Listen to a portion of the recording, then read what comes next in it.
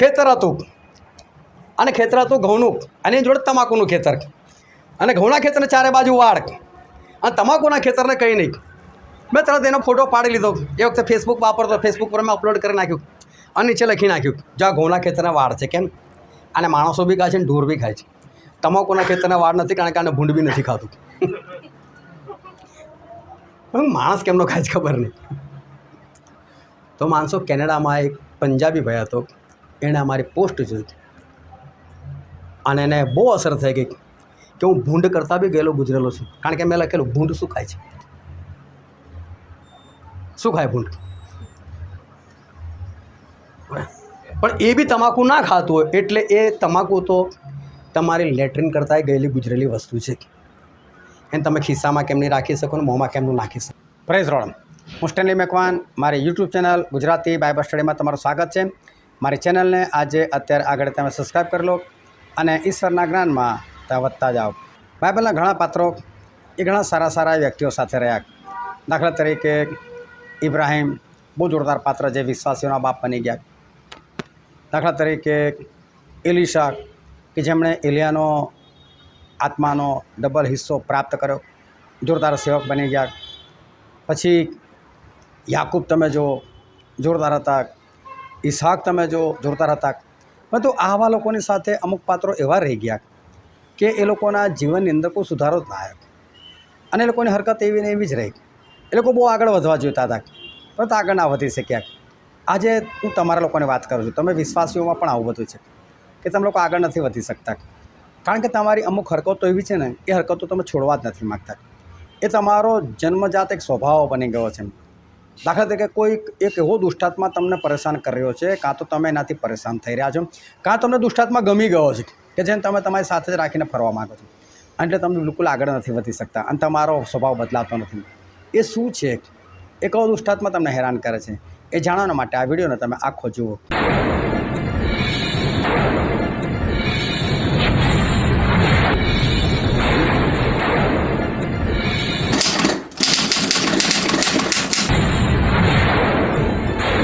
Hallelujah. ઈશ્વર પિતાનો પુષ્કળ આભાર માને કે ઈશ્વર આજે ફરીને એકવાર આપણને સર્વને જીવતા રાખ્યા છે, તાજગી તંદુરસ્તી આપી છે અને ઈશ્વર આપણને આ જગ્યા પર એકઠા કર્યા માટે ઈશ્વર પિતાનો આભાર માને. આપણે એમના વચન તરફ જઈએ અને બાઇબલની અંદરથી નવા કરાર વિભાગમાં હિબ્રો અને પત્રક તેના 12મો અધ્યાય અને આપણે વાંચીએ તેની પહેલી કલમથી લઈને તેની ચોથી કલમ સુધી. તો આપણી આસપાસ શાહેદોની એટલી મોટી વાદળારૂપ ભીડ છે, માટે આપણે પણ દરેક જાતનો બોજો તથા વળગી રહેનાર પાપ નાખી દઈએ અને આપણે સારું ઠરાવેલી શરતમાં ધીરજથી દોડીએ.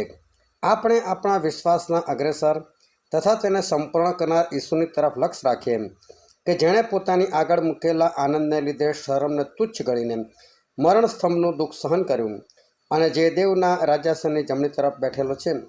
તો જેણે પાપીઓનો એટલો બધો વિરોધ સહન કર્યો તેનો વિચાર કરો. રખીને તમે તમારા મનમાં નિર્ગત થયાથી થાકી જાઓ. તમે પાપની સામે બાથ ભીડો છો, પણ રક્તપાત સુધી તમે હજી બાથ ભીડી નથી. ઈશ્વર પિતાનું વાંચેલું વચન આપણા માટે પુષ્કળ આશીર્વાદિત છે અને ઈશ્વર પિતાનું વચન સત્ય છે અને બાઇબલનું વચન કહે છે કે તમે સત્ય જાણશો અને સત્ય તમને મુક્ત કરશે. ખૂબ ધ્યાનથી આપણે ઈશ્વરના વચનો સમજીએ. આ છેલ્લા દિવસોની અંદર આપણે ઈશ્વરના વચનો ગ્રહણ કરીએ, વિશેષ કરીને આપણે એ પ્રમાણે ચાલીએ કે જેથી કરીને આકાશના રાજ્યના આપણે વારસદાર બનીએ. કારણ કે જેમ જેમ દિવસો વીતતા જાય છે એમ એમ આ દુનિયાની પરિસ્થિતિ બદલતી જાય છે કે પછી બગડતી જાય છે અને આવનાર જે બધી પરિસ્થિતિઓ છે એ પરિસ્થિતિઓ એ બધી ભયંકર છે અને ભયંકર પરિસ્થિતિઓનો સામનો એ લોકોએ કરવાનો છે. અને જે પરિસ્થિતિઓ આવી રહી છે એ એવી આવી રહી છે કે જેનો હલ, જેનો ઉપાય જોવા જઈએ તો કોઈની પાસે દેખાય નહીં. મોટા મોટા ધરતીકંપ થનાર છે અને કોઈ એને રોકી શકે એમ નથી, કારણ કે જે થવાનું છે એ થઈને જ રહેશે અને માણસોને બહુ મોંઘવારીનો સામનો કરવો પડશે. કારણ કે હમણાં જ આપણે જોયું કે જે અત્યારની ફસલ છે એ લગભગ વધુ પડતા વરસાદને કારણે બગડી ગઈ છે અને હજુ પણ ફરી પાછો વરસાદ પડી ગયો એટલે કદાચ રહ્યું છે એવું હોય એ પણ કદાચ ખરાબ થઈ ગયું હોય. પરંતુ આ બધાના કારણે આપણે મોંઘવારીનો અને પણ વધારે પડતી મોંઘવારીનો સામનો કરવો પડશે. સાથે સાથે રોબોટ બનવા લાગ્યા, આર્ટિફિશિયલ ઇન્ટેલિજન્સ જેને કહે છે, અને એ લોકોની નોકરીઓ ખાઈ રહ્યા છે.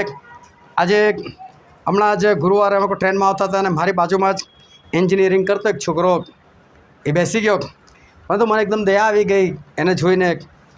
કશું બોલ્યો નહીં, તો મને એવું થાય બિચારો ભણી રહ્યો છે, 2-4 વર્ષની અંદર બગાડશે અને પછી એને ખબર પડશે કે કશું છે નહીં મારા લાયક નોકરી જેવું, કારણ કે આર્ટિફિશિયલ ઇન્ટેલિજન્સ બધું કામ કરી રહ્યા છે.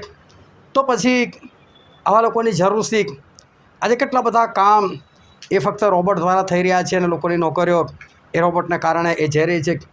મોંઘવારી હોય, ઉપરથી બેરોજગારી, ધરતીકંપ, અને પણ ભયાનક ધરતીકંપ, મોટા મોટા ધરતીકંપ, આ બધી ઘટનાઓ બને અને માણસ કઈ રીતે જીવન જીવે અને કઈ રીતે માણસ આગળ વધે. પરંતુ આપણે બહુ જ ધ્યાન રાખીએ આપણે પોતાના પ્રત્યેક, કારણ કે પ્રભુ ઈસુ એ માણસ બનીને આજથી લગભગ 2000 વર્ષ પહેલાં આવેલા, અને એ સમયે પ્રભુ ઈસુ ખ્રિસ્તનું જીવન બહુ જોરદાર હતું. મનુષ્ય બનીને આવેલા, આપણા જેવા ખાલી થઈને આવેલા, નિર્બળતામાં આવેલા. છતાં પ્રભુ ઈસુ ખ્રિસ્ત એ સમયે, આજથી 1900-2000 વર્ષ જૂની વાત છે, એ સમયે પ્રભુ ઈસુ ખ્રિસ્ત એ આજના દિવસો જોઈ શકતા હતા, અને હજુ પણ જે આવનાર દિવસો છે એ દિવસો જોઈ શકતા હતા. કારણ કે એક દિવસ પ્રભુ ઈસુને એમના શિષ્યો એ યરુશલેમની અંદર ફરતા હતા, અને યરુશલેમની અંદર ફરતા ત્યારે શિષ્યોએ પ્રભુ ઈસુ ખ્રિસ્તને બધા બાંધકામો દેખાડ્યા અને કે જો કેટલું જોરદાર મંદિર બનાવ્યું છે. અને પ્રભુ ઈસુ તરત જ જવાબ આપે છે કે એક પથ્થર પર બીજો પથ્થર નહીં રહે જે તોડી નાખવામાં નહીં આવે કે છે. આ તો બધું પતી જશે કે છે. શિષ્યો બી એકદમ શાંત થઈ ગયા, એ તો બહુ જોવાના મૂડમાં હતા. પરંતુ એ વખતે પ્રભુ ઈસુ એ ઘટનાની વાત કરી જે હજુ સુધી બની નથી, હજુ તો એ બનવાની છે. એ ઘટનાની વાત પ્રભુ ઈસુ ખ્રિસ્તે એ વર્ષો પહેલાં એ કરી દીધી. શિષ્યો પણ શાંત થઈ ગયા, અને જ્યારે એ લોકો જેતુન નામના પહાડ પર જાય છે ત્યાં શિષ્યો પણ અંત સમયની વાત પૂછે છે કે પ્રભુ ઈસુ તમારા આવવાની અને જગતના અંતની શી નિશાની થશે કે છે, એ નિશાનીઓ તમે અમને કહો કે છે. એટલે એ સમયે વર્ષો પહેલાંની વાત કે પ્રભુ ઈસુ એમના શિષ્યો એ અંત સમયની વાત એ લોકો એ વખતે જોઈ શકતા હતા. જે સમયની અંદર આપણે પેદા થયા છે એ સમયની વાતો એ લોકો એ સમયે એ જોઈ શકતા હતા. અને એટલે પ્રભુ ઈસુ ખ્રિસ્તે પોતાના શિષ્યો સાથે વાત કરતાં એક વાત કીધેલી, અને આપણે બાઇબલમાંથી કલમમાં છીએ, માથેની લખેલી સુવાર્તા ત્યાં 13મો અધ્યાય અને 16મી કલમ. પણ તમારી આંખોને ધન્ય છે કેમ કે તેઓ જુએ છે, અને તમારા કાનોને ધન્ય છે કેમ કે તેઓ સાંભળે છે. બાઇબલનું વચન કહે છે કે પ્રભુ ઈસુ પોતાના શિષ્યોને કીધું કે તમારી આંખોને ધન્ય છે કારણ કે તેઓ જુએ છે, તમારા કાનોને ધન્ય છે કારણ કે તેઓ સાંભળે છે. એટલે કે આ બધી વાતો જે થનાર છે એ બધું તમે સમજી શકો, તમે જોઈ શકો, એડવાન્સમાં જોઈ શકો. એવા કાન હોય, એવી આંખો હોય તો એ તો આશીર્વાદિત કહેવાય. અને પ્રભુ ઈસુ એ સમયે પોતાના શિષ્યોની આંખ અને એમના કાનના વખાણ કરે છે કે ધન્ય છે તમારી આંખોને કે તેઓ જુએ છે, ધન્ય છે તમારા કાનોને કે એ લોકો સાંભળે છે. આજે જે જમાનામાં આપણે ઉત્પન્ન થયા છે એ જમાનાની અંદર પણ જો માણસ એના કાન એ અંતિમ સમયની વાતો ગ્રહણ કરવા માટે, સાંભળવા માટે તૈયાર ના હોય, એની આંખો એ જોવા માટે તૈયાર ના હોય, તો એ કેટલી બધી શ્રાપિત અવસ્થા કહેવાય. પરંતુ પ્રભુ ઈસુ પોતાના શિષ્યોને પોતાના વચન સંબંધી વાત કરે છે કે ધન્ય છે તમારી આંખોને, ધન્ય છે તમારા કાનોને કે તેઓ જોઈ શકે છે, કે તેઓ સાંભળી શકે છે. પ્રભુ ઈસુના ઘણા બધા શિષ્યો હતા, પરંતુ એમાંના 12 ખાસ હતા. અને એ 12માની અંદર એક યહૂદા ઇસ્કરિયોત પણ હતા. કારણ કે પ્રભુના ઘણા શિષ્યો તો ગણતરી વગરના હતા, ઘણા ગુપ્તમાં હતા, 70 અલગથી હતા. આ 12 એમાંના ખાસ કે જે પ્રભુ ઈસુ ખ્રિસ્તની સાથે 24 કલાક રહેતા હતા. અને એની અંદર એક યહૂદા ઇસ્કરિયોત પણ હતા કે જે પ્રભુ ઈસુ ખ્રિસ્તના ખાસ 12 શિષ્યોમાં એમણે સ્થાન મેળવેલું હતું. એમને પણ પ્રેરિતપણાનું પદ મળેલું હતું. અને યહૂદા ઇસ્કરિયોત એ પ્રભુ ઈસુ ખ્રિસ્તની સાથે એ 24 કલાક રહેનારા શિષ્યોમાંના એક હતા. એમનું જીવન તમે જુઓ, તેમના જીવનમાં ચોરી હતી. આપણને આશ્ચર્ય થાય કે બાકી 11 જે શિષ્યો છે એમાં કોઈ ચોર નથી. યહૂદા ઇસ્કરિયોત ચોર છે. યહૂદા ઇસ્કરિયોત પ્રભુ ઈસુ ખ્રિસ્ત સાથે ફરે છે તો પણ ચોર છે. કેવું કહેવાય કે પ્રભુ ઈસુ ખ્રિસ્તની સાથે ફરે છે, એક જોરદાર વ્યક્તિની સાથે ફરે છે, જે જોરદાર સંદેશાઓ આપે છે, જે અંત સમયની વાતો બતાવે છે, જે લોકોના મનના વિચારો જાણી લે છે. એને ખબર હોવી જોઈએ કાંઈ શું તો મનના વિચાર જાણી લે તો હું એમનું જ દાન ચોરી લઉં તો શું એમને ના ખબર પડે? કારણ કે વિચાર જાણી લેતા હોય તો કૃત્ય તો ખબર જ પડવાની છે પ્રભુ ઈસુને. પણ છતાં એમની સાથે રહીને, એક પવિત્ર જગ્યા પર રહીને, પવિત્ર લોકો સાથે રહીને આ યહૂદા ઇસ્કરિયોત જે છે એના જીવનમાં કોઈ સુધારો દેખાતો નથી. એનામાં ચોરી હતી.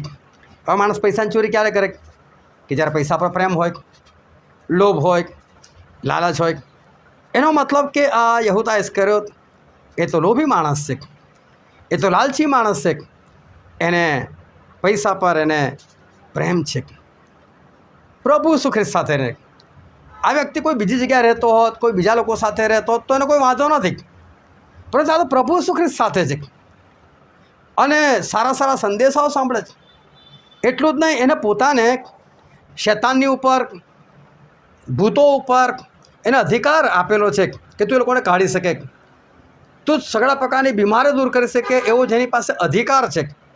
આપણે એવા વ્યક્તિની વાત કરીએ. એની અંદર લોભ છે, એની અંદર લાલચ છે, પૈસા પરનો પ્રેમ છે, એની અંદર ચોરી છે અને રહે છે પ્રભુ ઈસુ ખ્રિસ્ત સાથે. અને છતાં એના જીવનમાં જે ફેરફાર થવા જોઈએ, પરિવર્તન આવવું જોઈએ તો બાજુ પર રહ્યું.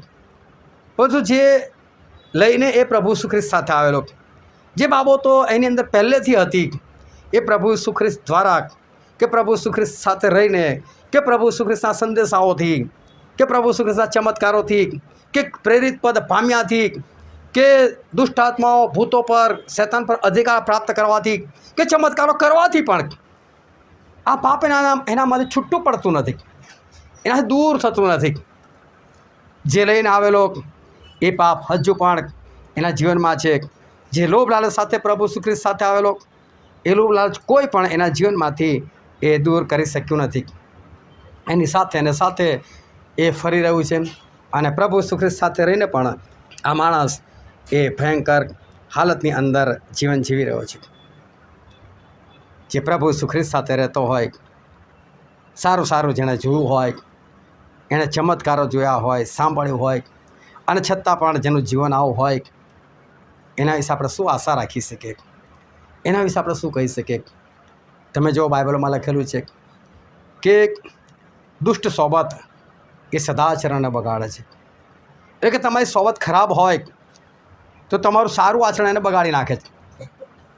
અહીંયા તો આ માણસની સોબત જ સારી છે તો સારાપણું એનામાં આવવું જોઈએ. એની સોબત સારી છે, ખોટી નથી, સારા વ્યક્તિઓ જોડે રહે છે, તો પણ એનું જે દુષ્ટ આચરણ છે એ સદાચરણમાં બદલાતું નથી. એ જેવો છે એવો ને એવો જ રહે છે, એની અંદર કોઈ પણ પ્રકારનો ફેરફાર આવતો નથી. જ્યારે આપણે વિશ્વાસી લોકોની વાત કરીએ ત્યારે આપણા વિશ્વાસીઓનો જે બાપ કહેવાય છે એ તો ઇબ્રાહિમ છે. અને તમે અત્યારે જો દુનિયા પર ઇબ્રાહિમનું નામ બહુ ચર્ચાઈ રહ્યું છે, કારણ કે ઇબ્રાહિમના સંતાનો એટલે ઇઝરાયલ પુત્ર. આપણે લોકો આત્મિક રીતે ઇબ્રાહિમના સંતાનો, અને આરબ કન્ટ્રીના લોકો એ લોકો પણ ઇબ્રાહિમના સંતાનો, ઇસ્માઇલથી પેદા થયેલા લોકો, અને ઇસ્માઇલ એ તો ઇબ્રાહિમના સંતાનો. આજે ત્રણ કોમ એવી છે કે 3 ધર્મ એવા છે, એક ખ્રિસ્તી ધર્મ, એક મુસલમાન ધર્મ અને એક યહૂદી ધર્મ. આ 3 ધર્મના એવા છે જે લોકો ઇબ્રાહિમ પર આધાર રાખનાર લોકો છે, કે ઇબ્રાહિમની વાત કરનાર લોકો છે, કારણ કે આ 3 જણ ઇબ્રાહિમને પોતાના બાપ ગણે છે. આ 3 જણ પોતાને ઇબ્રાહિમના સંતાન ગણે છે. પરંતુ આ ઇબ્રાહિમ જ્યારે આ પૃથ્વી પર હતા અને ત્યારે એમને હાગારથી એક સંતાન થાય છે. અને આમ જોવા જાય તો ઇબ્રાહિમના જીવનમાં સૌથી પહેલું સંતાન એ હાગારથી થયું, એ જ દાસી પુત્રથી થયું, એક જે ઈસાકથી મોટા હતા, અને ઈસાકથી 14 વર્ષ મોટા હતા, અને એમનું નામ ઇસ્માઇલ પાડવામાં આવેલું હતું. એટલે નામ પણ બાઇબલ આધારિત કે પછી ઈશ્વર આધારિત એવું નામ આ ઇસ્માએલ એ પાડવામાં આવેલું હતું. આ ઇસ્માએલ કોની સાથે રહેતા હતા? ઇબ્રાહિમ સાથે. ઇબ્રાહિમ કોણ? વિશ્વાસીઓનો પૂર્વજ. એનો મતલબ ઇબ્રાહિમ જે છે એ દરેક વિશ્વાસીઓના બાપ છે. જ્યારે હું આ શબ્દ વાપરું ત્યારે મને ઇબ્રાહિમ પ્રત્યે બહુ માન આવે, મને એક અભિમાન આવે કે ઇબ્રાહિમ કેટલા જોરદાર, કારણ કે એમને વિશ્વાસીઓના બાપ કહેવામાં આવે છે. એક માણસ હતો ને, અમે ફતેગંજ જ્યાં રહેતા ત્યાં એ રિક્ષા ચલાવે, અને રિક્ષાની પાછળ એણે એક વાક્ય લખેલું, રિશ્તે મેં તો હમ તુમ્હારે બાપ લગતે એમ. અને એકવાર પોલીસોએ માર્યો એને. આગે કોનો બાપ છે તું કે છે? આ ભૂસકે છે, કળાવડાયો એની પાસે. બાપ હોવું એટલે શું? બાપ હોવું એટલે મોટું હોવું. આપણે કોઈને કહી દે ને ભાઈ હું તારો બાપ છું, એટલે તું મારી સામે બચ્ચું છે, તારું કશું ના ઉપજે મારી સામે, એમ કહેવા માગે છે. હવે ઇબ્રાહિમ એ વિશ્વાસી લોકોનો બાપ. અવિલિયા જીવતા ઉપર જતા રહ્યા, હનોક પણ જીવતા ઉપર જતા રહ્યા, પણ એ લોકો ઇબ્રાહિમની સામે આવે તો નીચું મોઢું ગાલીને ઊભું રહેવું પડે. એ લોકો ઇબ્રાહિમને ના કહે છે કે હે ઇબ્રાહિમ, અમે તો ખબર છે હોય હું જીવો જીવો ને જીવતા ઉપર આવે, અને ઇબ્રાહિમ કે બેસ, તારો બાપ છું વિશ્વાસમાં. હા, ના ચાલે. મૂસા આવીને કે હો ઇબ્રાહિમ, મેં સમુદ્રના 2 ભાગ કર્યા, ભલે આપણે ટબમાં કે તગારામાં પણ 2 ભાગ નહીં કર્યા, તો બી શું કહે? તારો બાપ છું વિશ્વાસમાં. જ્યારે કોઈને બાપ કહેવાની વાત આવે એનો મતલબ એમના જેવો વિશ્વાસ કોઈનો જ નથી. એ પ્રભુ કબૂલ કરે છે કે વિશ્વાસીનો પૂર્વજ. એટલે ઇબ્રાહિમ જેવો વિશ્વાસ આજ સુધી કદી કોઈએ નથી કર્યો કે જેમણે એમના એકાકી જનિત દીકરાનું બલિદાન આપવા માટે તૈયાર થઈ ગયા હોય, દોડ્યા હોય, અને છરો બી ઉઘામી લીધેલો હોય, અને આ બધી ક્રિયાની અંદર એમને સહેજ પણ દુઃખ ના થયું હોય, આ ખુશી આનંદથી જેમણે કર્યું હોય, તો વિચાર કરો કે એ ખરેખર આપણા બાપ છે, વિશ્વાસી લોકોના બાપ છે. કે જોરદાર વિશ્વાસ એ ઇબ્રાહિમે કરેલો હતો. એવા વિશ્વાસી બાપ સાથે, અને આ તો દૈહિક રીતે પણ એમનો બાપ ઇસ્માએલ હતો, એમની સાથે રહે છે, પરંતુ એમાંનું કોઈ લક્ષણ છે ને આ ઇસ્માએલમાં નહીં આવતું. ઇસ્માએલની અંદર કોઈ લક્ષણ નહીં. જ્યારે ઈસાક જન્મે છે ત્યારે ઈસાકથી ઇસ્માએલ 14 વર્ષ મોટા, અને જ્યારે ઈસાકનું દૂધ છોડાવે છે, આપણને નથી ખબર કે સમયે કેટલા વર્ષે સ્ત્રીઓ પોતાના બાળકને દૂધ પીવાથી મુક્ત કરતી હશે, ખબર નહીં, પણ આપણે માની લઈએ કદાચ વર્ષ 2 વર્ષ સામાન્ય વસ્તુ છે. અત્યારે બી સ્ત્રીઓ લગભગ 1 વર્ષ સુધી તો દૂધ પીવડાવે છે. આપણે 2 વર્ષ માની લો, તો એ વખતે આ ઇસ્માએલ 16 વર્ષનો હોય. 16 વર્ષનો એટલે નાનો કહેવાય, કંઈ બહુ મોટો ના કહેવાય, તો જુવાનીમાં પગ મૂકતો છોકરો કહેવાય. અને એવા સમયે પેલો ઈસાક જે છે કદાચ 1.5-2 વર્ષનો હતો. એ કદાચ આમ દોડાદોડી કરતો હશે, અને એની મમ્મી સારા એને જોઈને ખુશ થતી હશે, અને ત્યાં કોઈક જગ્યાએ આ ઇસ્માએલ અને ઇસ્માએલની માં એટલે હાગાર, એ લોકો 2 જણા બેઠા છે, અને એ લોકો આ લોકોને જોઈને વાતો કરે છે. અને બાઇબલની અંદર લખાય કે ચેષ્ટા કરી એ લોકોએ. એનો ખરો જે અર્થ છે એ છે કે એ લોકો એની હાંસી કરી, એ લોકો હસ્યા એની પર. કઈ રીતે હસ્યા? કે જોને બુઢી 90 વર્ષની છે ને મા બની 90 વર્ષે, એમાં તો જો ને કેવી કૂદાકૂદ કરે છે. મને નથી ખબર કેવું બોલ્યા હશે, પણ કોઈની હાંસી ઉડાવે એટલે શું? કોઈ ઠઠ્ઠા મસ્કરી કર્યો એટલે શું? અને એમાં પાછો પેલી તો એની માં છે, એટલે ત્યાંથી 20, 22, 25 વર્ષ મોટી હશે, સમજ્યા? પણ હવે 16 વર્ષનો, ધ્યાનથી સમજો કે આ તો 16 વર્ષનો છોકરો છે, એની અંદર આવી બુદ્ધિ કઈ હતી? કોઈ ઠઠ્ઠા મસ્કરી કરવાની. એના બાપે કદી આવું નથી કર્યું, ઇબ્રાહિમે કદી આવું નથી કર્યું. ઇબ્રાહિમ સાથે જે સતત રહે છે, જે વિશ્વાસીઓના બાપ સાથે રહે છે, તો આ તો વિશ્વાસમાં મજબૂત થવો જોઈએ. આ તો ઠઠ્ઠા મસ્કરીમાં હોશિયાર થવો છે, આ તો ઠઠ્ઠા મસ્કરી કરી રહ્યો છે.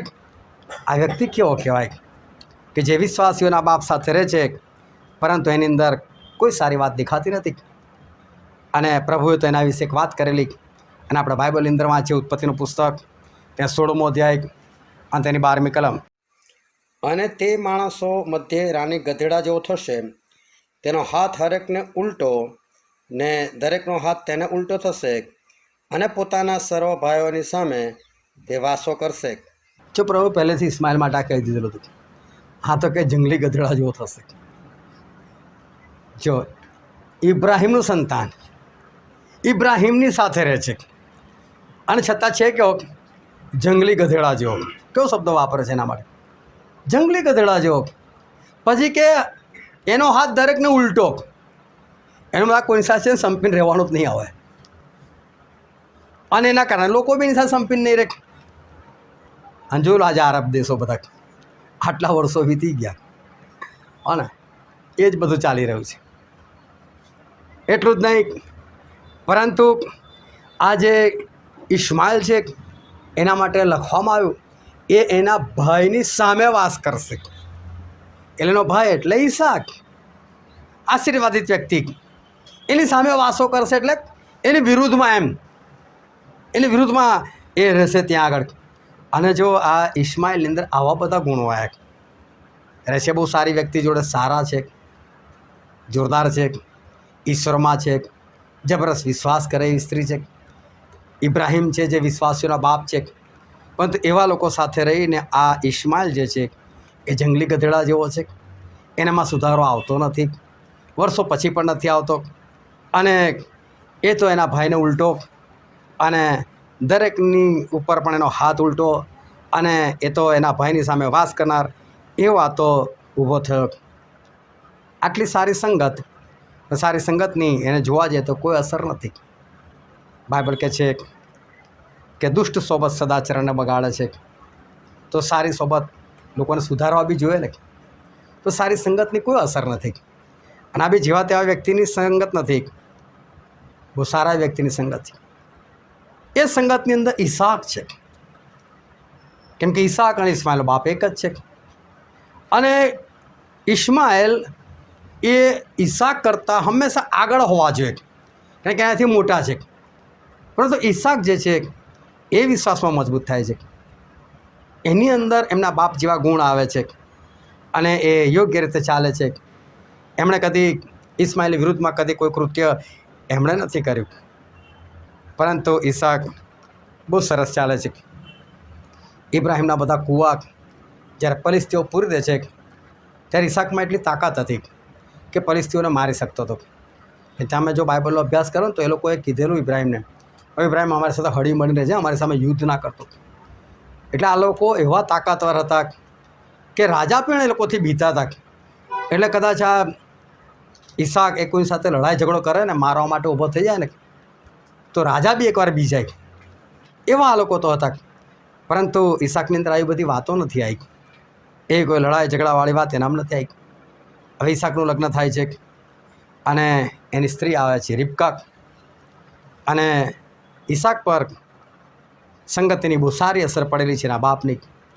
જ્યારે વેદી પર બલિદાન આપવાનું થાય છે ત્યારે આપણે બાઇબલના અભ્યાસ પ્રમાણે જ્યારે જોઈએ ત્યારે આપણને ખબર પડે છે કે ઈસાક એ નાનો વ્યક્તિ નહોતો, નાનું બાળક નહોતો, પરંતુ એ ભર જુવાન હતા.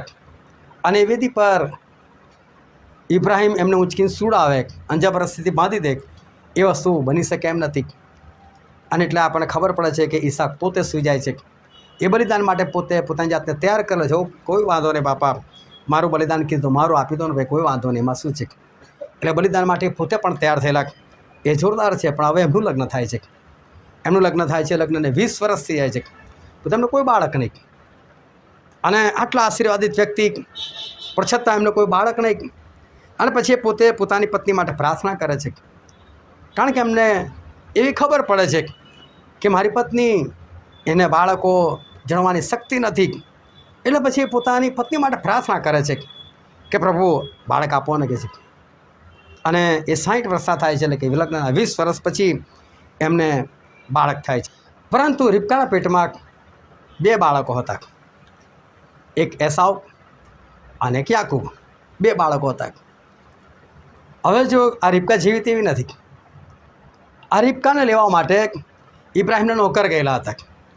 અને ઇબ્રાહિમના નોકરે ઈશ્વરે એવી પ્રાર્થના કરી કે ઈશ્વર મારા માલિકના છોકરા માટે છોકરી જોઈએ છે. એટલે હાલતુ ફાલતુ ઝઘડા કરનારી જો આવી જાય ને તો તમારા માલિકનું ઘર ખરાબ થઈ જાય. અને પાછું લેવા મને મોકલ્યો છે તો મારી બી ઇજ્જત શું.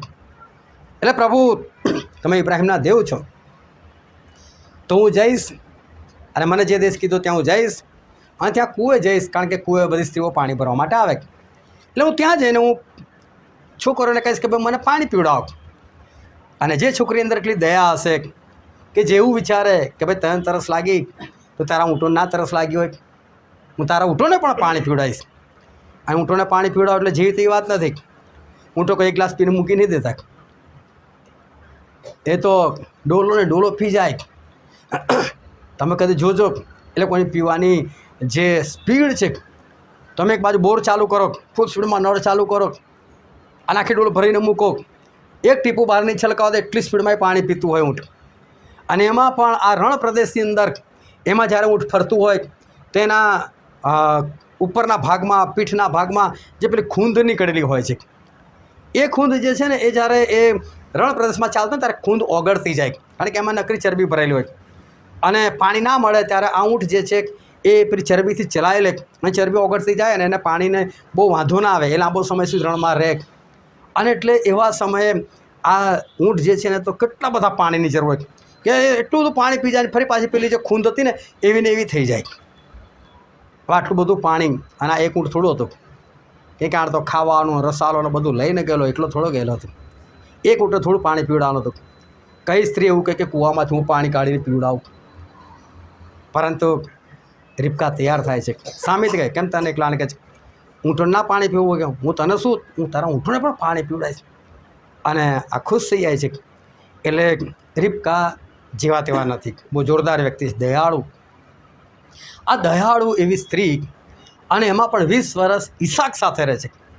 અને ઈસાક સાથે રહે છે એટલે ઈસાકના ઈશ્વરને ઓળખે છે. ઈશ્વરને ઓળખે છે એટલે એમને કબૂલ કરે છે, એમને ગ્રહણ કરે છે, એમની પાછળ એ પણ ચાલે છે. જેમ ઈસાક ચાલે છે એમ રીબકા ચાલે છે. એણે પણ ઈશ્વરને પોતાના ઈશ્વર ગણી લીધેલા છે. અને આવી સ્ત્રીના પેટની અંદર 2 બાળક છે. ધ્યાનથી સમજજો. આવી સ્ત્રી, હવે અંદર પેલા 2 બાળક છે, એમાંનો કે સાવ એ ત્યાંથી જ દુષ્ટ વિચાર કરે છે. યાકૂબને તો મારું લાત અને આવું પહેલો. હવે વિચાર કહો, દુષ્ટ સોબત સદાચરણને બગાડે છે, પણ આની તો સોબત જ નહીં દુષ્ટ જોડે. આ તો જોરદાર એક પવિત્ર સ્ત્રી જેવી, પવિત્ર જેવી સ્ત્રી, એનું પેટ છે, બહાર તો કોઈની સાથે સંગત થવાની નથી. અને આવો એસાવ એ જન્મથી જ જો, હવે તો જન્મ બી નથી થયો એના પહેલાંથી, એની અંદર આપણી ભૂંડાઈ કઈથી આવી ગઈ. અને એ બી કેટલી ખતરનાક ભૂંડાઈ, કારણ કે જમાનામાં એવું હતું કે જે પ્રથમ જન્મે ને એને એના બાપની મિલકતનો અડધો ભાગ તો એમને જ આપી દેવાનો, અને બાકીનો જે અડધો ભાગ છે એમાં જેટલા બી બાળકો એટલા બધાને સરખા ભાગે, એટલે પાછો એમાં એ તો હિસ્સેદાર થાય. એટલે તો કેટલું બધું મળે. ત્યાંથી એની દાનત એવી હતી, આને લાત મારું, પહેલો હું આવું, અને આનું જે થવાનું થાય.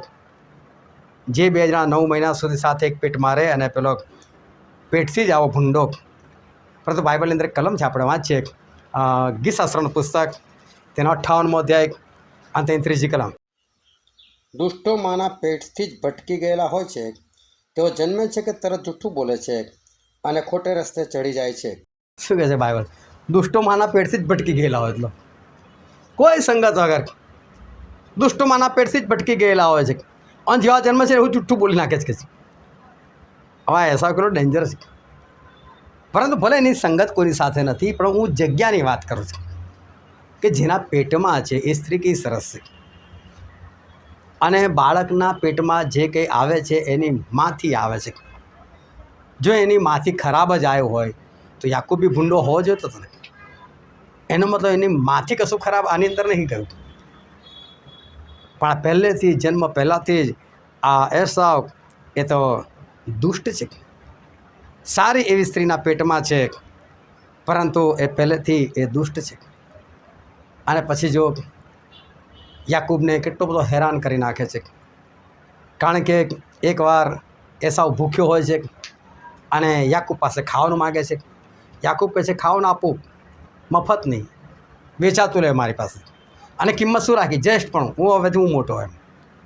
હવે આટલા વર્ષમાં આણે જોઈ લીધેલું હતું કે યાકૂબને મોટું થવું છે, પણ જે મોટો હોય ને એને પાછું બીજું હતું કે ઈશ્વરની સેવા કરવા માટે જાય.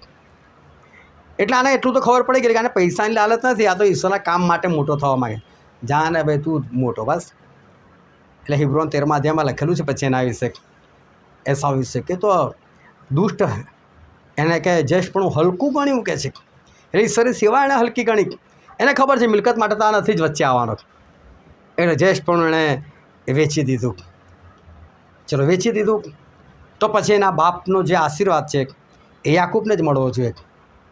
એટલે જ્યારે યાકૂબ આશીર્વાદ લે છે અને એસાવ તો આશીર્વાદ જોઈતો પણ નહોતો, એ તો ખોટી ખોટી બૂમો પાડીને રડતો હતો. એ તો નાટક કરતો હતો કે ભાઈ મારો આશીર્વાદ યાકૂબે લઈ લીધો, એને એના બાપના આશીર્વાદ એને પડેલી જ નથી કે કોઈ બે ચાર શબ્દો બોલી નાખીને શું થવાનું. આ એસાવ એવો દુષ્ટ હતો અને છતાં બહાર નીકળીને શું કહે છે કે મારો બાપો મરે ને એટલી જ વાર છે અને પછી યાકૂબને મારી નાખું લો. અને સાંભળી જાય છે રિબકા યાકૂબને કહે છે ભાઈ તું ભાગી જા, લેતા હોય તને બી મારી નાખશે. પણ એની સંગત તો ઈસાક જોડે છે, એની સંગત તો યાકૂબ જોડે છે, એની સંગત તો રિબકા જોડે છે, સારા લોકો જોડે છે. આ તો બધા સારા લોકો છે, વિશ્વાસી લોકો છે. પણ છતાં આ લોકોના જીવનમાં પરિવર્તન કેમ નહીં? કેમ આ લોકોના જીવનમાં સુધારો નહીં? માણસો મિટિંગો કરતા હોય, મિટિંગોમાં જતા હોય, બાઇબલો વાંચતા હોય, પ્રાર્થના કરતા હોય, પ્રભુ ભોજન લેતા હોય, પણ ત્યારે સુધારો ના આવે ત્યારે શું કહેવાનું? આ કંઈક એવી વાત આ બાઇબલની અંદર આપણને દેખાઈ રહી છે કે આ એસાવ એ સારા લોકો સાથે છે ખરો, પરંતુ એના જીવનમાંથી દુષ્ટતા દૂર નથી થતી. એનો જે સ્વભાવ હતો એનો એ સ્વભાવ રહે છે. યહૂદા ઇસ્કરિયોત સ્વભાવ એનો એ જ રહે છે. ઇસ્માઇલ જેવો હતો એવો ને એવો જ રહે છે. સારા લોકો જોડે રહીને એ લોકો સારા થઈ શકતા નથી. એલીશા એ તો બહુ માલદાર વ્યક્તિ હતા, 24 બળદો લઈને ખેતી કરતા હતા. અને એલિયા ત્યાંથી નીકળે છે અને પોતાનો જબ્બો એલીશા પર નાખે છે. એ લોકોની પરંપરા પ્રમાણે એલીશાને ખબર પડી જાય છે કે આ એવું કહેવા માગે છે કે હવે મારી જગ્યા તારે લેવાની છે. એટલે કે જે લે હું ઘરે જઈને સલામ કરીને આવો કે મા બાપને. એટલે કે છે મેં તને ક્યાં કશું કીધું છે કે. એટલે એલીશા ત્યાંથી જ બધું પડતું મૂકીને ત્યાંથી જ પાર્ટી કરીને એલિયા સાથે ચાલી નીકળે છે. પરંતુ એ એલિયાનો બમણો હિસ્સો, એટલે કે એલિયાની ઉપર જે ઈશ્વરનો આત્મા હતો, ઈશ્વરનું જે સામર્થ્ય હતું, એનો બમણો ભાગ એ માગે છે અને મેળવે છે પણ ખરા. એનો મતલબ કે એલિયામાં જેટલું હતું એનાથી ડબલ એલીશા પ્રાપ્ત કરે છે. હવે એલીશા પણ એક માણસે રોકે છે, એનું નામ છે ગેઝી. હવે ગેઝી લાલચી છે, એની સંગત એલિયા કરતાં જે ડબલ સામર્થ્યવાળો છે એવા વ્યક્તિ સાથે, એટલે કે એલીશા સાથે છે. તો હવે તો આ ગેઝી પાસે એટલું બધું આવવું જોઈએ એલિયાથી 4 ગણું, કારણ કે એલિયાથી ડબલ એલીશાએ લીધું. તો આ ભવિષ્યમાં આપણે એલીશાને કહી શકીએ હવે મને તારું ડબલ જોઈએ છે ભાઈ, મેં બી તારી બહુ સેવા કરી. પરંતુ આ તો લાલચી હતો, આ તો લોભી હતો. તેમાં જો બીજો રાજા એનો 5મો અધ્યાય કે નામાન આવે છે અને નામાન બહુ બધી ભેટ સોગાદો લઈને આવે છે. એ કોઢમાંથી સાજો થાય છે અને એલીશાને કે જો એલીશા બધું તારા માટે લાવ્યો છું, રાખ કે છે. એલીશા કે ભાઈ તારું સોનું ચાંદી બધું તારી પાસે રાખ, મારે કશું નથી જોઈતું. અને તાર પેલો મનમાં વાત કરે છે પોતાની સાથે, યહોવાના સમૂહ તો લેવાનું જ કે છે. બોલો, એમાં બી યહોવાના સમૂહ તો લેવાનો. અને પેલો જાય છે નામાન દોડતો જાય છે ને કોઈ માણસ જુઓ છે, એટલે તો પેલો ગેઝી દોડતો આ જોયો, ઊભા રાખો કે શું છે કે. એટલે ગેઝી આવે છે, શું થયું તો કે તારા ગયા પછી તરત જવા દે ને મહેમાન આવ્યા કે છે. એટલે એલીશાએ મને મોકલ્યો છે કે આટલા કપડાં અને આટલું સોનું ને આ બધું લઈ આવી કે છે. તો કહે છે કે લા ભાઈ હું તો એના માટે જ લાવેલો, લઈ જા ને ભાઈ જેટલું. ઉપરથી અમારે માણસને મોકલે, જા તું માથું ઉંચકીને જા. તો પેલા સેવકનો સેવક છે કે જા એના ઘરે મૂક્યા કે છે. અને પેલો લઈ જાય છે ને બીજા તંબુમાં એની રીતે મૂકી દે છે. અને પછી એલીશાને બોલાવે, ગેઝી કઈ ગયેલો કે છે. ગેઝી કે હું તો અહીંથી કોઈ જગ્યા ગયો જ નથી કે. તો કે જ્યારે પેલો માણસ કપડાં ને સોનું બધું લીધું ત્યારે કહે છે મારું હૃદય તારી સાથે નહોતું કે છે. આટલો સારો વ્યક્તિ કે જે આત્મામાં બધું જોઈ શકતા હતા, જેમના દ્વારા એટલા બધા ચમત્કારો થયેલા, એની સાથે ગેઝી રહે છે ખરા. તો ગેઝીના જીવનની અંદર કોઈ સુધારો નહીં. એના જીવનની અંદર કશું સારાપણું દેખાતું નથી. એટલે સુનેમની સ્ત્રી એલીશા માટે એક રૂમ બાંધી આપે છે અને કે જ્યારે પણ આવતા અહીંયા જ રહેવાનું, ખાવા પીવાની વ્યવસ્થા કાયમ કરે છે. એલીશાને એવું લાગે છે કે મારે બી આના માટે કંઈ કરવું જોઈએ. અલા ગેઝી જાય એને પૂછીને કહે છે એને કશી વાતની જરૂર છે કેમ, એનો કોઈ કેસ બેસ તો ચાલતો નહીં ને કે છે કોર્ટમાં. તો કે રાજાને આપણે ભલામણ કરી દઈએ કે છે, એના હકમાં કંઈ ફેંસલો કરાવી દઈએ કે છે. તો કે કોઈને પૂછવાની શી જરૂર છે કે છે, એને બાળક નથી કે છે અને એનો પતિ ઘરડો છે કે છે. બોલા કઈથી જાણી લાયક. એટલે એલિસા પ્રાર્થના કરવા માટે બેસે, પણ આવા તો બહાર નિંદા કરવા માટે બેસે. તો એલિસા જોડે પ્રાર્થના ના કરે. પણ એવા લોકોની સાથે રહીને પણ એના જીવનની અંદર જે સુધારો હોવો જોઈએ એ સુધારો એના જીવનમાં બિલકુલ દેખાતો નથી. એની અંદર જે પાપ છે એ પાપ કોઈ પણ જાતની સંગત એ દૂર કરી શકતી નથી. આજે આ વાત એ લોકોના જીવનની અંદર જોવા મળે છે કે જે માણસના જીવનની અંદર પાપ હોય છે અને જેના જીવનમાં જે પાપ હોય છે એ પાપ આજે કાલે વર્ષો પછી પણ દેખાતું હોય છે. ગમે એટલી સંગત, ગમે એટલું એ બારામાં તમે સમજાવો, ગમે એટલું એ બારામાં તમે એમને કહેતા રહો, તમે એમને ટોકતા રહો, પ્રેમથી સમજાવો, ઠપકો આપો, પરંતુ ખબર નહીં એ પાપ દૂર જ નહીં થતું. એક પાપ એવું એના જીવનમાં હોય છે, કોઈક સ્વભાવ એના જીવન સાથે એવો વણાઈ ગયેલો હોય છે કે એને સમજાવો તો આપણને એવું લાગે જબરદસ્ત સમજાવ્યું છે, એ સમજી જ ગયો છે, પણ બીજા દિવસ ફરિયાદ તો એ જ મળે.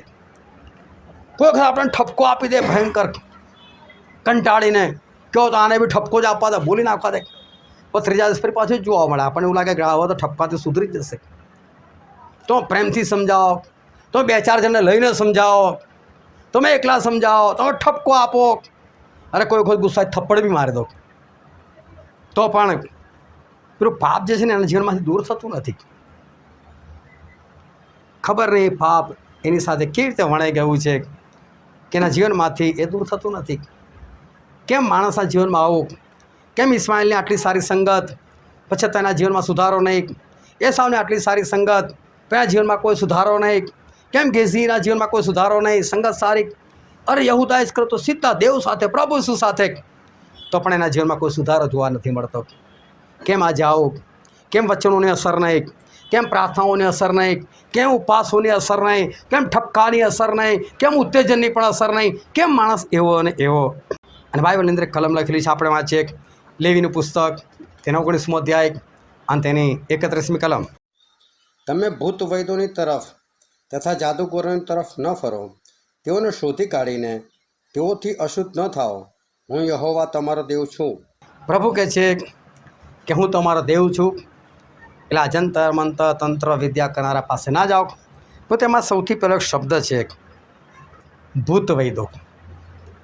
ભૂત વૈદ્ય જે શબ્દ છે એનો ખરો અર્થ એવો થાય છે કે ફેમિલિયર સ્પિરિટ ઇંગ્લિશમાં, એટલે કે એક એવો આત્મા જે તમારો કુટુંબનો બની ગયેલો છે, તમારો સાથી બની ગયેલો છે, તમારી સાથે એ ઝોંટી પડેલો છે. બસ ફેમિલિયર. આપણે નહીં કહેતા ઘણા લોકો આ મારો ફેમિલી ડૉક્ટર છે. પહેલાં તો મને એવું હતું કે ફેમિલી ડૉક્ટર એટલે એ 24 કલાક લોકો ફેમિલી સાથે જ રહેતો હશે અને એણે બીજા કોઈને દવા નહીં કરવાની, ખાલી આ લોકોની જ દવા કરવાની. પણ કેટલા માલદાર હશે મેં આ લોકો ફેમિલી ડૉક્ટર બી રાખે છે. પછી ખબર પડી કે આ તો જે ડૉક્ટર પાસે વારે ઘડે જતા એને ફેમિલીવાળો બનાવી દીધો. ભાઈ ડૉક્ટરે ખબર નહીં કદી કોઈને કીધું છે કે નહીં હું આ લોકો આ ફેમિલી મારું છું. એ તો પૈસા લઈને કમાયા જ છે. પણ અમારો ફેમિલી ડૉક્ટર એટલે અમારો ખાસ, અમને એની પર પૂરો ભરોસો, એવો અમારા બહુ સારા સંબંધ. બાય ચાન્સ કોઈ વખત પૈસા ના હોય તો એ દવા કરી નાખે, એવું કહેવા માગે કે આ મારો ફેમિલી ડૉક્ટર છે, સારો સંબંધ છે. ઘણી વખત આપણે કહે કે ભાઈ આ તો અમારા કુટુંબનો સંબંધી છે, અમારો એકદમ નજીકનો છે, એમ અમારા કુટુંબ જેવો જ છે, એનો મતલબ એની સાથે અમારા બહુ નજીકના સંબંધ છે, બહુ સારા સંબંધ છે એમ. અને એવી રીતે આ ભૂત વૈદ એટલે કે એવો આત્મા પણ હોય છે જે ફેમિલી જેવો બની ગયેલો હોય છે અને એ માણસની સાથે એનો જ બનીને રહે. એ માણસને પણ એના વગર ના ચાલે અને પેલાને પણ એને વગર ના ચાલે. તમે ગમે ઠપકો આપો ને આથી દૂર થાય, આ તને જૂઠું બોલાવડાવે છે, પણ એને દૂર ના કરી શકે. તું આ દૂર કર, આ તને ચોરી કરાવડાવે છે નહીં, આ દૂર કર, આ તને ઝઘડો કરાવડાવે છે નહીં. દરેક પરિવારની અંદર, દરેક માણસની અંદર અલગ અલગ આત્મા હોય.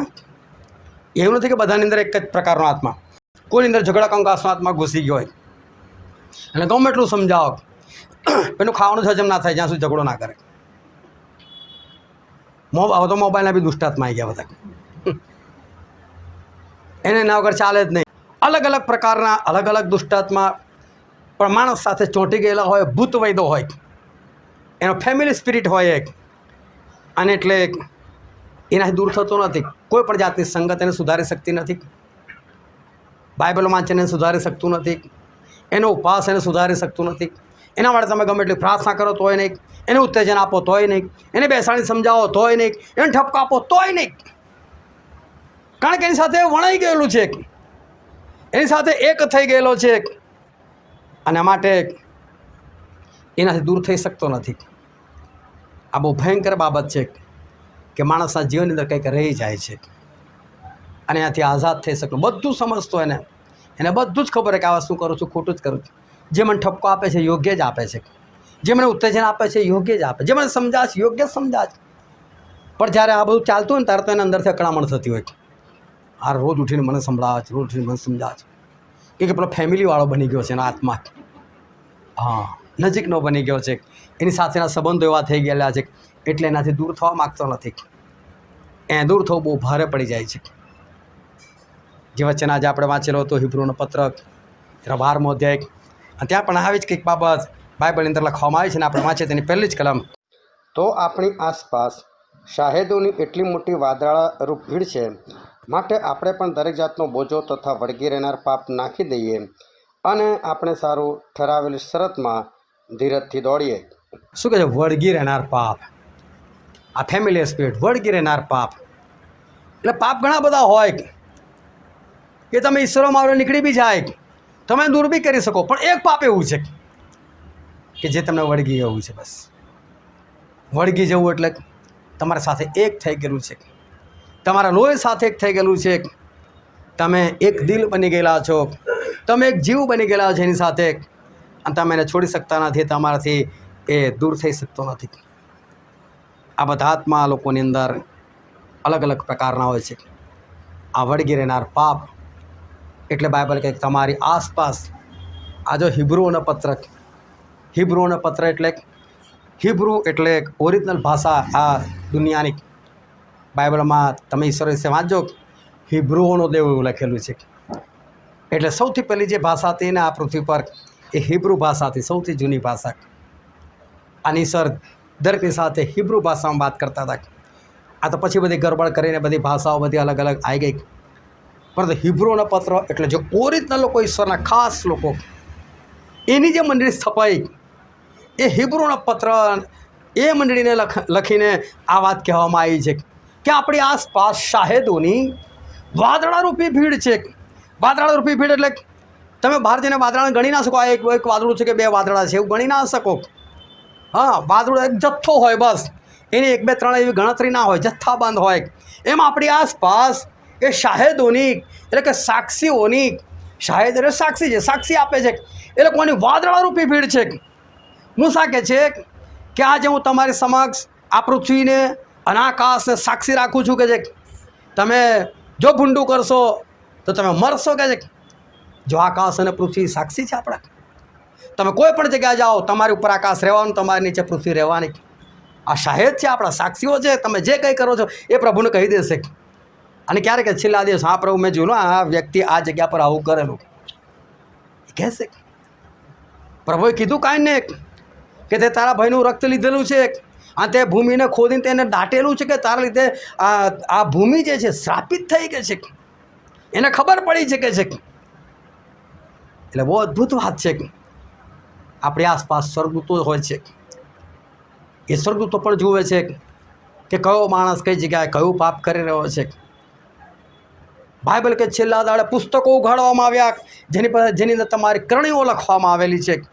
તે પુસ્તક લખનાર દૂત પણ ત્યાં જ આપણી આસપાસ જ હોય છે, જે આપણી કરણીઓ એક પુસ્તકની અંદર લખી રહ્યા છે. બાઇબલ કે છે આ બધા તમે લોકોને જોઈ રહ્યા છે ને કે છે, એટલે હું તમને કહું છું કે આ વળગી રહેનાર પાપ ફેંકો. બીજા તમે આઝાદ થઈ ગયા, બહુ સારું છે, પણ વળગી રહેનાર પાપ તો છોડો. એકના લીધે શું કામ નાશમાં જવાનું? બીજું બધું છોડ્યું તો આ બી તમે છોડી દો. આ વળગી રહેનાર પાપને નાખી દો. એમ પ્રભુ કહેવા માગે છે. એક વળગી રહેનાર પાપ ભયંકર, એ દૂર થતું નથી. ઘણા લોકોને ટેવ હોય કે ફક્ત બીજાનું જ જોવાનું. બસ એક જગ્યા પર રહેતો હતો અને મારી પાછળની લાઈનમાં એક ઘર, અને એણે ત્યાં ઘર પર આ બોર્ડ મારેલું, તું તારું જો કે અને એવો જ બીજાનું જોતો હોય. મને કહો આવીને કહે આ તમે પાછળું વાળતા નથી. મેં કહ્યું મારા આંગણું છે મિલને ભાઈ, તમારે શું લેવા દે અમે વાળીએ કે ના વાળીએ. વરસાદ પડ્યો હોય અને અમારે ઘાસ પર સેજ પાણી ભર્યું તો પેલા મકાન માલિકને ફોન કર્યો, તમારે ઘાસ પર તો પાણી ભરેલું છે. અરે તો વરસાદ પડે તો ભરેલું હોય ને કે તરત અમે કંઈ એને સાફ કરવા માટે જઈએ, બીજાનું જ જોતો હોય. એક વાર તો કોઈ જગ્યાએ પેલા જેસીબી ને બધું આવેલું અને દુકાનો તોડતા, ત્યાં જેસીબીને આગળ જઈને સૂઈ ગયો, હું નહીં તોડવા દો કે છે. પોલીસ આવીને પકડો, ભાઈ તારી દુકાન કઈ? તો કે મારી કોઈ દુકાન, તો તું જા ને ભાઈ અહીંથી, બીજાની દુકાન તું ઓળખતો નહીં, પાક અહીંયાનો સૂઈ ગયો છે. ઘણા લોકોને આવી ટેવ હોય બીજાનું જ જોવાનું, બસ પોતે કાદવમાં પડ્યો હોય, જોને પેલા તો ઢગ લાગ્યો છે, એટલે તું તો કાદવમાં આરોટી રહ્યો છે, એની તો વાત કર. તારા અને ભૂંડમાં તો કોઈ ફરક દેખાતો નથી, તોય તું પેલાનું જુએ છે. પણ તું કાદવમાં છે તો જો. માણસ પોતાનું ના જોવે પણ બીજાનું જોવે. આવો એક આત્મા એને વળગેલો હોય, આવું એક પાપ એને વળગી ગયેલું હોય કે હંમેશા બીજાનું જ જોતો હોય. પરંતુ બાઇબલ કહે છે કે તમે આ વળગી રહેનાર પાપ છે ને, એ પાપ તમે ફેંકી દો કે છે.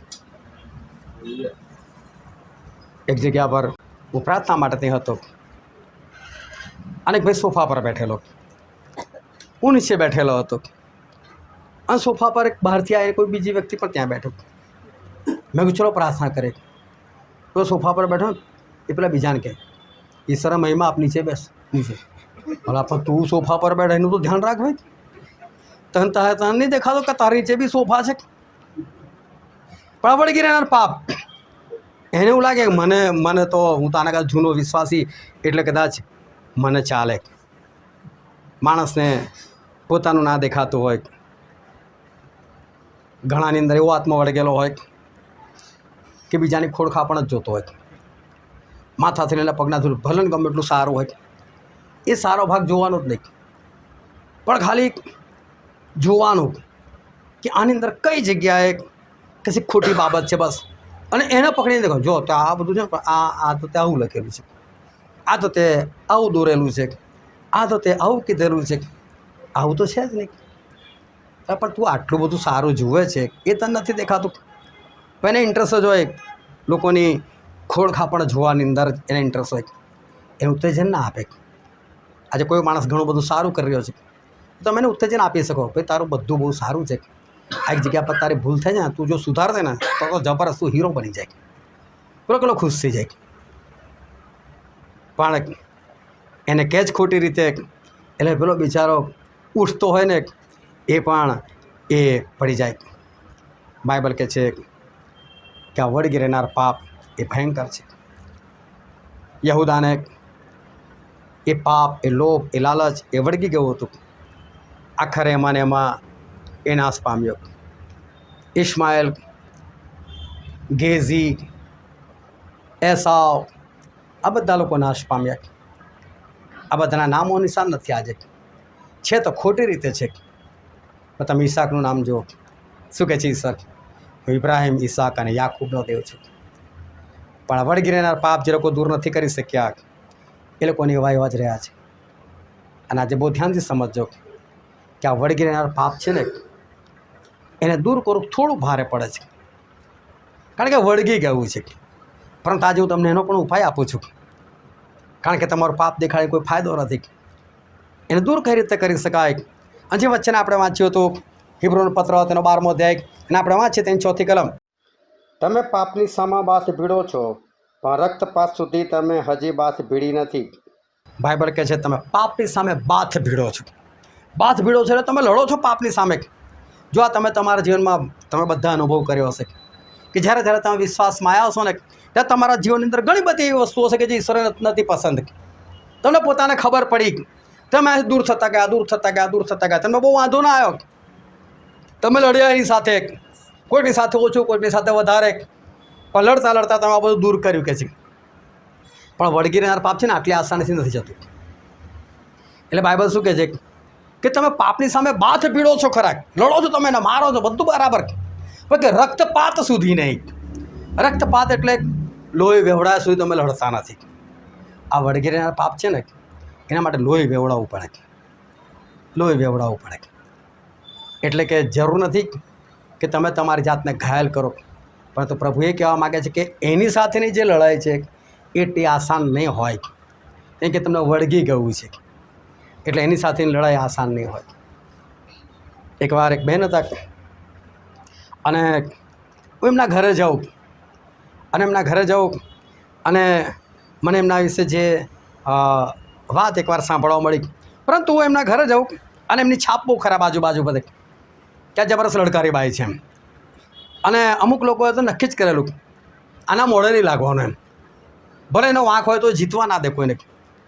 એકવાર તો ત્રીજા માળે રહે ને એકવાર હું ગયો અને મારી બાઈક હજુ મોકલીને આમને સામને બે પડોશીઓ લડવા મંડી પડેલા અને આ બેન મને જોઈને સીધા ઘરમાં ઘૂસી ગયા. પૂછ્યું કે બેન શું થયેલું આજે? જવા દો ને, તમે આવતા થઈ ગયા છો ને કે તો શું થયું? તો કે મારા મોડામાંથી ગાળ નહીં નીકળતી કે છે. હા બાકી આ બધા મારાથી બીતા હતા કે છે. એ બેનને હું કાયમ કહું કે બેન તમે મિટિંગમાં તો આવો. એ બેન કદી મિટિંગમાં ના આવે. અને હું પછી એમને પૂછ્યું કે બેન આપણે શુક્રવારે મિટિંગ હતી, તમે આવ્યા નહીં, તમે હા પાડેલી. ગુરુવારે એમને મળું, શુક્રવારે મિટિંગ હોય એ આવે જ નહીં. મને કહે સ્ટાઇલ હું તૈયાર થઈ ગયેલી કે છે, પણ છે ને જેવી નીકળવા ગયો ને એવું જ મારું શરીર આખું ઢીલું થઈ ગયું, પછી સૂઈ ગઈ કે છે. તો એ વાત પહેલી વખત એમણે મને આવી કરી અને મને થોડું વિચિત્ર લાગ્યું. હું કાયમ તમને આવું થાય તો કે હું કાયમ તમારી મિટિંગમાં આવજો ને ત્યારે જ એકદમ ઢીલી થઈ જાઉં છું, સૂઈ જાઉં છું. એટલે મને વિચિત્ર લાગ્યું કંઈક પ્રોબ્લેમ છે. અને પછી એમની બહેન રહેતી હતી નજીકમાં, હું એમને ત્યાં ગયો તો ખબર નહીં એ દિવસે એમની બહેને આ જ બધી વાતો કરી. મસ્ટને ભાઈ મારી બહેન વિશે તમને કહું કે છે તો કે એની અંદર તો કોઈ દુષ્ટાત્મા હતો કે છે. તો કહે છે કે જો દિવસે કોઈ સાથે ઝઘડો થાય ને તો કહે છે કે એ ઘરવાળાને જઈને પણ દુષ્ટાત્મા મારી આવે કે છે અને આ સ્ત્રીના રૂપમાં જ જાય. અને પહેલાંને એવું લાગે આ સ્ત્રી આવી અને ધોઈને જતી રહી એમ, અને પછી પેલા કોઈ હોશમાં જોયું ને ત્યારે તો સાંકળ તો અંદરથી બંધ હોય. સાંકળ તો અંદરથી બંધ છે તો આપણે ખોલ્યું નહીં, તો આ મારીને કેવી રીતે ગઈ? અને તો બી જઈને પહેલાં દરવાજો ખખડાતો પછી તો બિચારા ઊંઘમાંથી ઉઠે. અને પછી ધીરે ધીરે વાત ખબર પડી ને તો બધું એપાર્ટમેન્ટ ખાલી થવા લાગેલા. પરંતુ પછી કોઈ સેવક આવ્યા હશે, બે ચાર વખત પ્રાર્થના કરી હશે, પછી આ બધું શાંત પડ્યું અને ધીરે ધીરે ફરી પાછા ત્યાં લોકો રહેતા થયા. પણ મને ડાઉટ ગયો, મેં કહું ના કંઈક હજુ બી ગરબડ લાગે છે. એટલે મેં એમની બેનને કીધું, મેં કહું તમે ગમે તે કહો પણ આ શુક્રવારે આ બેનને તમે લાવો ઘરે બસ, અને મને કંઈક ડાઉટ લાગે છે તમે લઈ આવો. અને એટલે પછી એ અઠવાડિયું પણ ના લાવી શક્યા. બીજા અઠવાડિયે મેં પૂછ્યું કે શું થયું? તો કે લાવતા હતા એ તો એટલી બધી કમજોર થઈ ગઈ, ઉઠી જ ના શકે કે કેમ નહીં લાવવાનું? મેં કહું મેં તમને પહેલેથી જ કીધેલું કોઈ વાંધો નહીં કાલે લઈ આવો. બીજા દિવસે એમને લઈને આવ્યા અમે આમને સામને બેઠેલા હતા અને મેં ગીત સ્ટાર્ટ કર્યું અને ગીત આ થેન્ક યુ જીસસ, બસ ખાલી મેં હજુ સ્ટાર્ટ કર્યું થેન્ક યુ જીસસ, એટલામાં તો દુષ્ટાત્મા પ્રગટ થઈ ગયો. મને કહે છે સ્ટેનલીભાઈ મને ભગાડશો નહીં કે હું બી ખ્રિસ્તી છું, મારું નામ જુલી છે કે છે અને આની અંદર 25 વર્ષથી ચૂકે છે. બોલો 25 વર્ષથી ઘર કરી ગયેલું અને 25 વર્ષથી ઘર કરી ગયેલો. મેં કહું ના, પ્રભુ નામે તને ભગાડવાનો જ છે. અને પછી જે ધમાલ કરી સ્ત્રીએ, અને ત્યાં જેના ઘરમાં હું હતો એ ઘરનાને સ્ત્રીના નખ વાગી ગયા, આ નખ વાગ્યા અને ઉઝરડા પડી ગયા હાથમાં એમ તેમ. પરંતુ પ્રભુ એમને સહાય કરી, અહીંયા દુષ્ટાત્મા એનામાંથી નીકળી જ ગયો. પરંતુ કાઢતા થોડી તકલીફ કે જતો નહોતો પેલો 25 વર્ષથી છું, 25 જવું કેમ નો એમ. આ વળગીરેના પાપ છે ને આવું હોય છે, એ તમે આસાનીથી હુકમ કરો ને નથી જતું હોય, લડવું પડે છે રક્તપાત સુધી, તો તકલીફ થાય તો મુશ્કેલી પડે. એક ભાઈ 63 વર્ષના મને કહે સ્ટેનલીભાઈ 47 વર્ષથી દારૂ પી, 47 વર્ષથી શું તમે દૂર કરવાના દારૂ મારા જીવનમાંથી? મારી નસોમાં જ દારૂ વેચે. અનેક જ કલમ કે દારૂ પીવું, મદ્યપાન કરીને મસ્ત થવું એ દુર્વ્યસન છે. બસ ખબર ને ભાઈને શું અસર થઈ ગઈ. એ જ દિવસથી દારૂ બંધ. બીજા અઠવાડિયે ફરી મળ્યો, મેં કહ્યું સ્ટેનલીભાઈ દારૂ બંધ થઈ ગયું મારું. પણ ખરે આટલા વર્ષથી પીધેલું ને બહુ તકલીફ પડી, પણ નક્કી જ કર્યું મરી જાઉં તો મરી જાઉં. બોલો કોઈ મને ગભરાઈ નાખ્યો તને લકો મારી જાય, ભલે લકો મારી જાય, જે થવાનું થાય, પણ નથી પીવું નથી જ પીવું. મને બહુ આનંદ થયો. તો એમનો હાથ મેં જોયો અને આટલો હથેળીનો ભાગ સફેદ સફેદ. મેં કહું ભાઈ આ કંઈક કહે છે મને કે હા એ છે ને. મેં કહું દારૂ જાય તો આ ના જાય, એ બી જાય કે છે જાય. મેં કહું સારું ઘરમાં જેટલું છે એટલું કાઢો. તો માણસો 47 પડી ગઈ, 47. મને કે 2 ખાઈ ગયો ને આ ત્રીજી ચાલી રહી છે. 50નું બંડલ લાવું છું કે હું આ 47 બચી છે. એમના ઘરની બાજુમાંથી જ ગટર લાઈન જાય. મેં કહું બધું આમાં નાખી દો. તોડી નાખતો ગયો. બીજા અઠવાડિયે ભાઈને મળ્યો. મેં કહું ભાઈ કેવું છે? મેં કે સ્ટેનલી ભાઈ ખરેખર ઈશ્વરો મને સહાય કરી, પણ મને બહુ તકલીફ પડતી હતી કે છે. પણ ઈશ્વરો મને સહાય કરી. આમાં તમારે રક્તપાત સુધી બાથી ભીડવી પડે. મને તો એ નથી સમજ પડતી કે કદી પડીકીનું વજન તમે કરાવજો. 5 ગ્રામ, 10 ગ્રામ, 25 ગ્રામ. અહીં 60 કિલોના માણસે નચાવે. મારા વગર 2 નંબર જઈને તો અહીં દેખાડું તમે. તમે બોલો આ માણસે મારે શું કહેવાનું? એક રસ્તે જતો હતો, બહુ પહેલાં મેં વાત કરી, ફરી એકવાર વાત કરું. ખેતર હતું અને ખેતર હતું ઘઉંનું, અને એની જોડે તમાકુનું ખેતર, અને ઘઉંના ખેતરને ચારે બાજુ વાડ, અને તમાકુના ખેતરને કંઈ નહીં. મેં તરત એનો ફોટો પાડી લીધો. એ વખતે ફેસબુક વાપરતો, ફેસબુક પર મેં અપલોડ કરી નાખ્યું અને નીચે લખી નાખ્યું જો આ ઘઉંના ખેતરના વાડ છે. કેમ? આને માણસો બી ખાય છે ને ઢોર બી ખાય છે. તમાકુના ખેતરના વાડ નથી, કારણ કે આને ભૂંડ બી નથી ખાતું. માણસ કેમનો ખાય છે ખબર નહીં. તો માણસો કેનેડામાં એક પંજાબી ભાઈ હતો, એણે અમારી પોસ્ટ જોઈ અને એને બહુ અસર થઈ ગઈ કે હું ભૂંડ કરતાં બી ગયેલો ગુજરેલો છું. કારણ કે મેં લખેલું ભૂંડ શું ખાય છે, શું ખાય ભૂંડ. પણ એ બી તમાકુ ના ખાતું હોય એટલે એ તમાકુ તો તમારી લેટ્રિન કરતાં ગયેલી ગુજરેલી વસ્તુ છે. એને તમે ખિસ્સામાં કેમ નહીં રાખી શકો ને મોંમાં કેમનું નાખી શકો. એ બને ત્યાં અસર થઈ ગઈ. આજ સુધી મારી સાથે કોન્ટેક્ટમાં છે ને ઘણી વખત વાત કરીને તારે યાદ કરે, સ્ટેનલી ભાઈ તમાકુ નાખે તને વાળ નહીં હોતી. સરસ, ઈશ્વર કામ કરે છે. પણ છે ને બધા વળગી રહેનાર પાપ છે, બધા વળગી રહેનાર. એની સામે બાથી ભીડવી પડે તમારે. લોહી વેવડાવા સુધી તમારે લડવું પડે.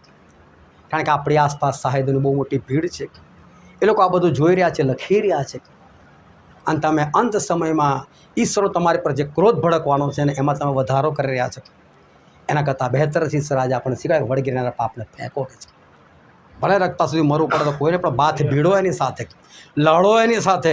ના કેમ જાય તું મારો એને, ભલે મરવાનું તમારે આવે કોઈ વાંધો નથી, પણ કમસે કમ પાપ વગર મરશો તો બચશો તો ખરા. હાલેલુયા. અને માટે ધ્યાન સમજજો કે હવે અંતિમ સમય છે. આપણી પાસે સમય નથી.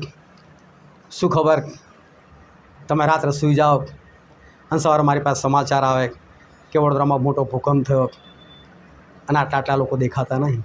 તો કમસે કમ ઈશ્વરમાં હશો તો ઈશ્વર તમારી બિલ્ડિંગને બચાવશો તો ખરા. તો પાપ છોડ્યા હશે, બાથ ભીડી હશે તો ઈશ્વર એટલું રક્ષણ તો કરશે કે નહીં કરે. તો તમે નહીં જીવતા હોય તો પ્રભુ કે પડવા દો ભાઈ, ન તો માનતો. જે ના જાય વાર્યું તે જાય માર્યું. અને માટે ધ્યાનથી સમજો, ઈશ્વર આજે આપણને કંઈ કહેવા માગે છે.